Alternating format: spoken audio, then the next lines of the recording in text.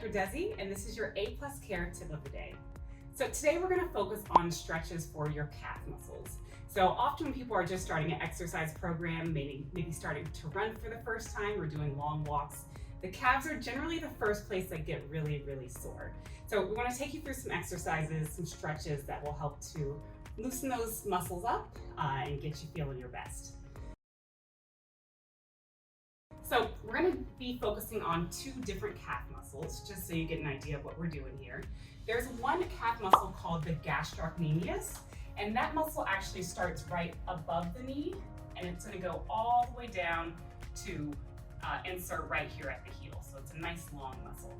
The soleus is your second calf muscle, and that calf muscle is short, so it's going to start somewhere in the middle of what we consider the calf and run down again to the heel. So you'll see that we'll do variations of every stretch. So the first stretch we're going to do is a gastroc stretch. That's gastrocnemius for short. So to do that stretch, I'm going to have Karen place her hands up against the wall for support. I'm going to have Karen step her right toe back, and then heel. Yep, she's going to keep, again, this back leg straight and bend this front knee so that she gets a nice stretch here along the back of her calf muscle. Are you feeling that stretch, Karen? Yes. So generally when we're doing a stretch, you want to hold a stretch for at least 30 seconds, but up to a minute to really allow your muscles time to lengthen out to this new elongated position.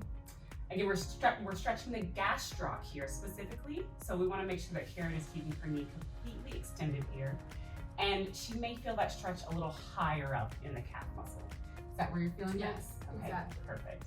All right, so I'm going to have Karen release that for a second before I show you the soleus stretch that's very similar.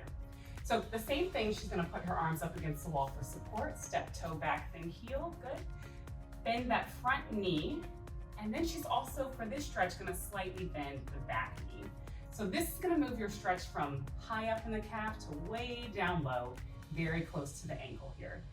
This is usually the muscle that's really, really tight, so you might not be able to bend this knee quite as much as Karen is before you start to feel a stretch here along the back of the ankle.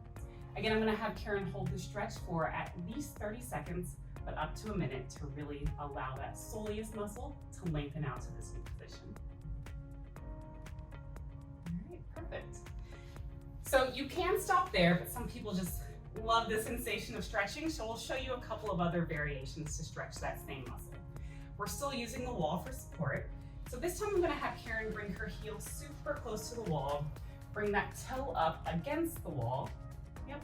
And then she's actually going to lean her whole body forward to feel a stretch in the back of the calf here. Again, it's a stretch, so we're going to hold at least 30 seconds, but up to a minute.